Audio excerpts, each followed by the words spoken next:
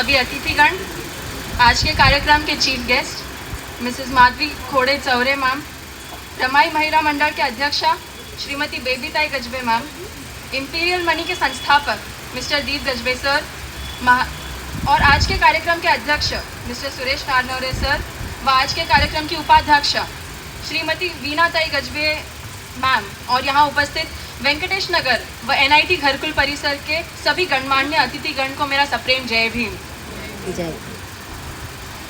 मैं शर्वरी वासनिक आप सभी को आज 68 धम्म चक्र प्रवर्तन दिन की बहुत बहुत शुभकामनाएं देना चाहती हूँ। आज का दिन हमारे लिए बहुत खास है क्योंकि आज धम्म चक्र प्रवर्तन दिन है और प्रवर्तन का मतलब है एक नई शुरुआत एक नए युग की, शुरुआत ज्ञान की, शुरुआत आत्मसम्मान की। दोस्तों, आज के ही दिन 1956 में डॉक्टर बाबा साहेब अम्बेडकर जी ने अपने लाखों अनुयायियों के साथ नागपुर के पवित्र दीक्षा भूमि पर बौद्ध धर्म की दीक्षा ली और इस धर्मांतर से भारत के इतिहास में एक ऐतिहासिक परिवर्तन आया। दोस्तों, बाबा साहेब ने इस धर्म परिवर्तन की घोषणा 1935 में ही कर दी थी, लेकिन उन्होंने धर्म परिवर्तन 1956 में किया। तो उन्होंने 20 साल अपने इस निर्णय को क्यों टाला? इन 20 सालों में उन्होंने सभी धर्मों का बहुत बारीकी से अभ्यास किया, सभी धर्मों को पढ़ने और सभी धर्मों को जानने के बाद ही उन्होंने बुद्ध धर्म को स्वीकारा। अब उन्होंने बुद्ध धर्म को ही क्यों स्वीकारा? इसके बहुत सारे रीजन हैं। डॉक्टर बाबा साहेब अम्बेडकर की ही भाषा में कहूँ तो Buddhism is a religion built on the basis of intellect, science, practicality, equality and it has a pragmatic approach. Buddhism एक ऐसा धर्म है जो विज्ञान पर आधारित है। इसमें अंधविश्वास जैसा कुछ नहीं। ये हमें जीवन जीने की एक आदर्श पद्धति सिखाता है, एक आदर्श कला सिखाता है। बुद्ध धर्म हमें समानता का संदेश देता है और हमें जीवन के प्रति प्रैक्टिकल रहना सिखाता है और हमें ये सिखाता है कि जैसे हम कर्म करेंगे वैसे ही हमें फल प्राप्त होंगे। दोस्तों, आज महात्मा गौतम बुद्ध को निर्वाण प्राप्त हुए 2500 सालों से भी ज़्यादा हो चुके हैं, लेकिन उनके विचार आज भी रेलेवेंट है, आज भी प्रभावशाली है। महात्मा बुद्ध जब जीवन के सत्यों की खोज कर रहे थे, कड़ी तपस्या कर रहे थे, तो वो एक कंक्लूजन पर पहुंचे कि दुनिया में हर जगह दुख है। ऐसा कोई प्राणी नहीं जिसे दुख नहीं है। यहाँ तक कि जो बाहर से हमें सुखी दिखाई देते हैं वो भी कहीं ना कहीं इस दुख से, इस डर से दुखी है कि कहीं ये सुख हमसे छीन ना लिया जाए, कहीं ये सुख हमसे दूर ना हो जाए। दुख आखिर है क्या? बुढ़ापा आना दुख है, बीमार होना दुख है, किसी अपने का हमसे दूर हो जाना दुख है, अपनी अपेक्षाओं का ही हम अधूरा रह जाना वो भी दुख है। मानव जीवन के हर डायमेंशन में दुख है। महात्मा बुद्ध ने इस दुख के पीछे का कारण जब जानने की कोशिश की तब उन्होंने रियलाइज़ किया कि इस दुख के पीछे का एक ही कारण है और वो है लगाव, अटैचमेंट। इस अटैचमेंट को हम इस तरह समझने की कोशिश करेंगे कि अभी जैसे इजराइल पैलेस्टाइन वॉर चल रहा है, हर रोज़ कितने ही लोगों की मौत हो रही है, फिर भी ये सब चीज़ें हमें इतने पर्सनल लेवल पर अफेक्ट नहीं कर रही हैं। हमें पता है कि वहाँ भी लोग इतने तादाद में मर रहे हैं, उनकी मौत हो रही है, लेकिन ये सब इंसिडेंट्स हमें इतना पर्सनली अफेक्ट नहीं कर रहे हैं जितना हम होते अगर हमारे रिलेशन में कुछ ऐसा होता तो। और इसके पीछे का एक ही कारण है और वो है हम उन लोगों को इतना पर्सनली जानते नहीं, हम उनसे अटैच नहीं हैं। इंसिडेंट्स तो दोनों सेम है, जबकि इजराइल पैलेस्टाइन वॉर में तो ज़्यादा लोगों की मौत हो रही है, तो उस हिसाब से तो हमें वो चीज़ें ज़्यादा अफेक्ट करनी चाहिए।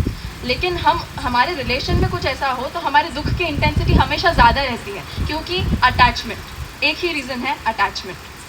और इस अटैचमेंट को हम तभी टैकल कर सकते हैं, इस अटैचमेंट से हम तभी दूर हो सकते हैं जब हम ये समझ लें कि इस दुनिया में कुछ भी स्थायी नहीं है, कुछ भी परमानेंट नहीं है।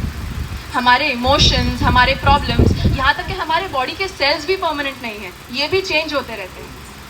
और जब कुछ परमानेंट है ही नहीं तो अटैचमेंट किस बात का?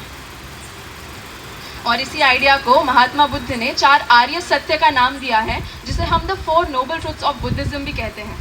और इस दुख और अटैचमेंट को एड्रेस करते हुए उन्होंने इसका समाधान का मार्ग भी बताया है, जिसे हम अष्टांगिक मार्ग कहते हैं, जिसे हम 8-fold पाथ भी कहते हैं। इस अष्टांगिक मार्ग के माध्यम से महात्मा बुद्ध ने हमारे दुख को कम करने के लिए 8 मार्ग सुझाए हैं।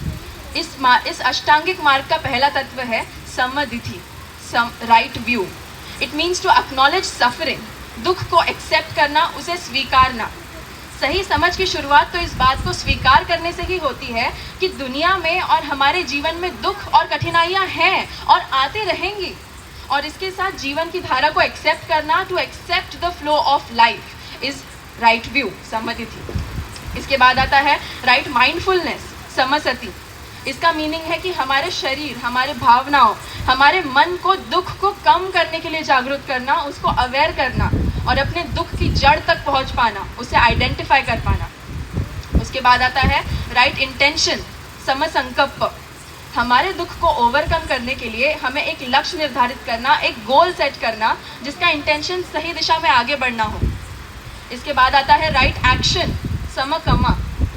गोल सेट करने के बाद इस गोल को पूरा करने के लिए सही एक्शन लेना, और इस दौरान हमारी अनुचित भावनाओं पर हमें नियंत्रण रखना, और ऐसी अनुचित भावनाएं जिससे हमारे समाज को, हमारे परिवार को, हमारे शरीर को हानि पहुंचे, ऐसे विचारों से दूर रहना।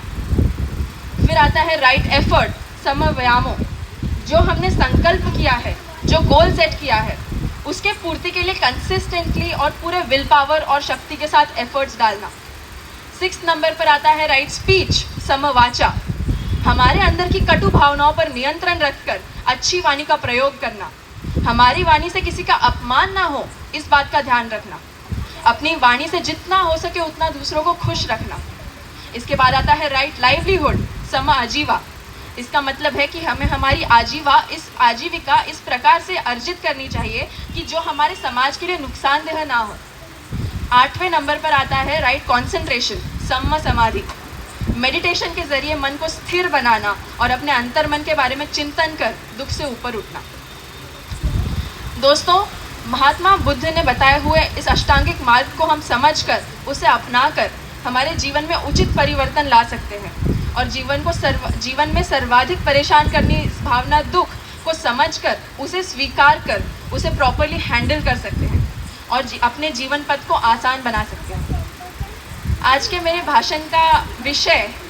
भाषण का जॉनर थोड़ा अलग था, थोड़ा फिलोसॉफिकल भी था, but I felt the need of it to be addressed. मुझे लगा कि मुझे आप लोगों के साथ ये सब शेयर करना चाहिए, एंड आई होप कि आप लोगों को भी ये सब पसंद आया होगा। मुझे यहाँ पर बात करने की संधि दी उसके लिए धन्यवाद। जय भीम, नमो बुद्धाय, थैंक यू सो मच।